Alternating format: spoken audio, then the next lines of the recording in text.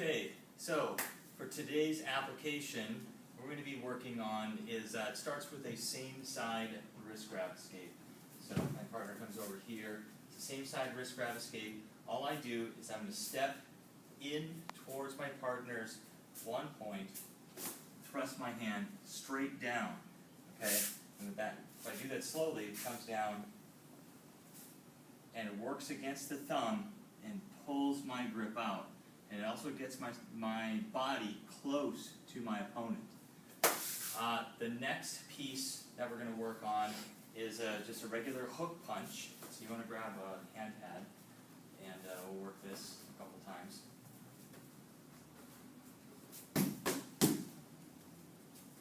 So all I'm going to do is just come around with a hook punch right through here, and 1, 2, 3, 4.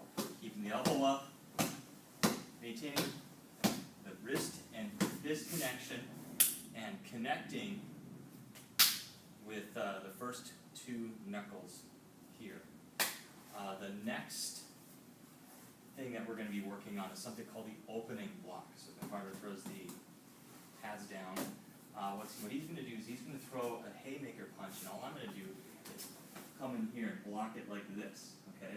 So I'm stopping the punch, ducking out of the way, and blocking it before it even gets started. So one more time, he comes in there, coming in like this, okay, and blocking that punch.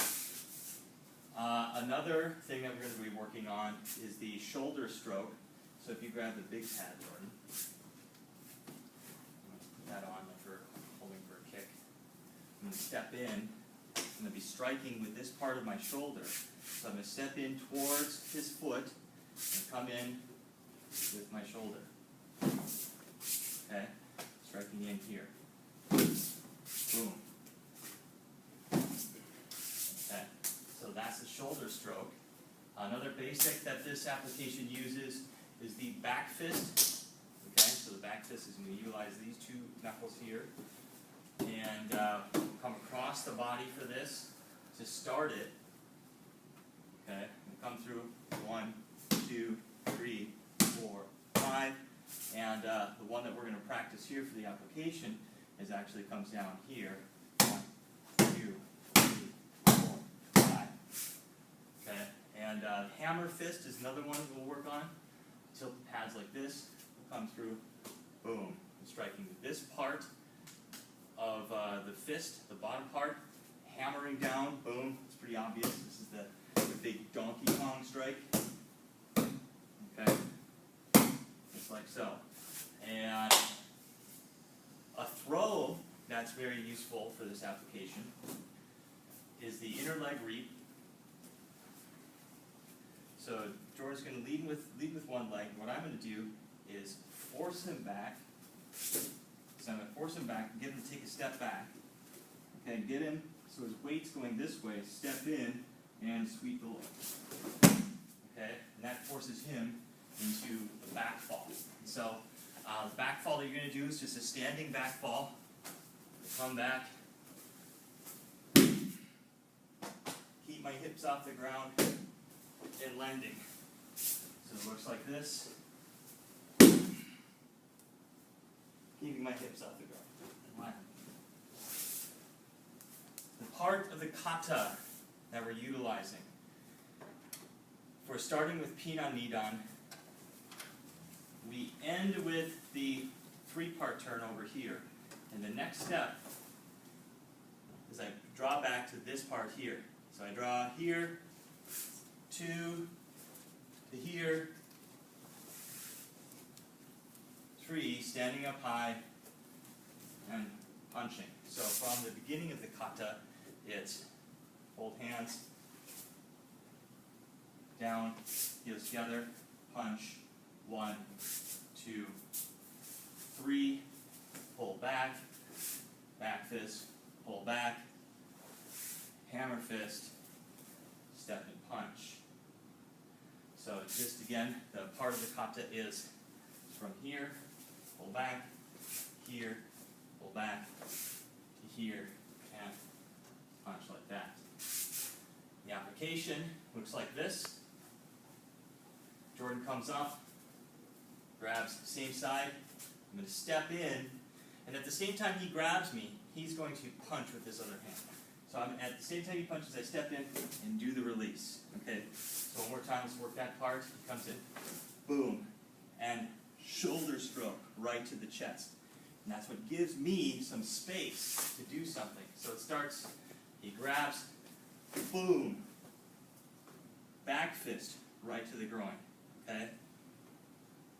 Come up, hammer fist, okay, driving him back, stepping in with foot, hooking, throwing him down. And that's that punch that you saw at the end is actually I'm pushing him over as I'm doing that inner leg reap. So he grabs on.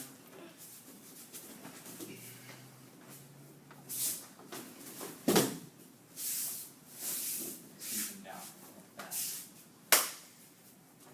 Okay. Sparring drill that you can use to practice some of these concepts is for these drills, you need some more equipment. You need a mouth guard. You need some MMA style sparring gloves and headgear. So my partner puts the gloves on. Put in my mouth guard.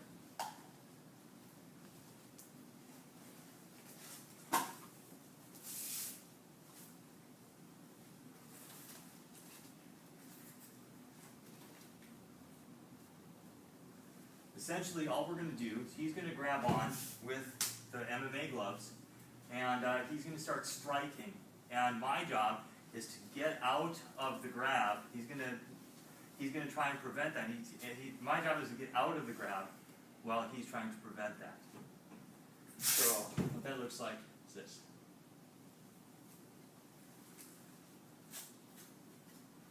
Ready?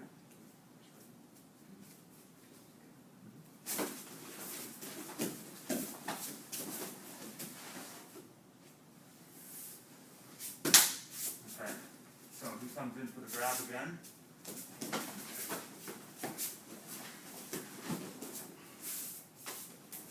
Okay. And try again.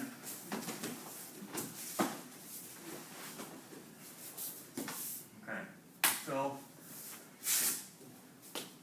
it's kind of a mess, but that's what the sparring looks like. The whole idea is to try and do the technique while under pressure. So you can continue on and roll around on the ground and do some wrestling if you'd like. But that's the basic drill, is to just try to get the escape under pressure.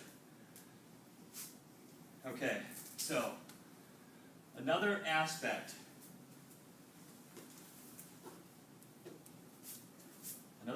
that's important, to think about when you're doing this application is the 1 point. And what the 1 point is my partner comes over here.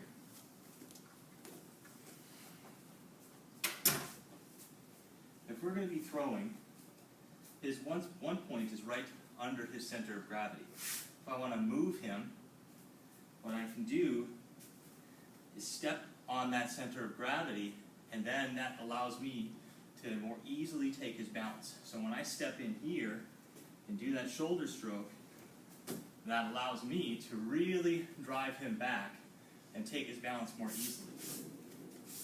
Another aspect of this application is that it's not just an empty-handed application.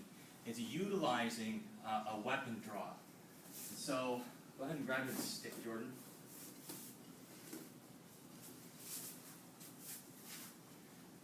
If I have a weapon like a sword or a knife or something tucked into my belt or in the sheath, if I'm right-handed, I'm going to draw it off of my left side. So one thing that a person who's trying to defend against somebody drawing a weapon on them, one thing that they can do is they can grab onto the person's wrist so they can't get to the weapon. And then the next thing they're going to try to do is knock them out. Okay, so that punch is going to come in. And this is actually a really good weapon defense, because what you're thinking about here isn't necessarily the weapon right away. It's the person holding it, okay? And that's what you really want to disable. It's not necessarily the weapon. Too many people get with this idea that they have to grab onto the hand, they have to do a disarm, they have to do something to make that weapon so it's not able to be used. Well, really what's going on is if you attack the person that's holding the weapon, that is another strategy that you can utilize. So if my partner comes in, boom, this gives me space to draw my weapon. I can come up through here, right there. Another thing that you can do to spar with this application is you can put the pads back on and you can try an under pressure weapon draw. And that's a lot of fun, okay?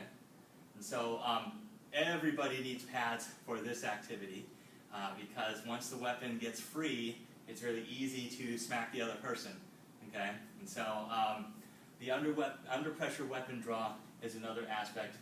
Basically, all we're going to do is what we were doing here with the pads that we had on before, except now the idea is not just to simply escape, it's to get your weapon drawn at the same time and free. All right, so all of this transfers back to some of the history of karate. This art in particular, it pulls together some of the different things that are unique to an Okinawan culture. There's a place in Okinawa, it's right around where the castle was. This would be Shuri Castle, and this is where most of this art grows out of. The people that put together the kata, the people that put together this form of karate worked for the king, which meant that a lot of their martial arts was involved with going out and doing his edicts and other things, and maybe having to be like a policeman, okay, or a knight or something like that. And one of the arts that was imported into Okinawa was an art called jigenryu, which is a Japanese swordsmanship art. Okay, so a lot of the things that you see are actually different weapon techniques and things that are coming out, or just at least concepts that are coming out of those arts, and were utilized by the Okinawans in order to do whatever they had to do. So that's where this application can be taken. Those are some different things that you can do with it. It's a lot of fun. It's coming right out of Pinan Nidan, and it can be utilized at a basic level and an advanced level, depending on how you want to use it.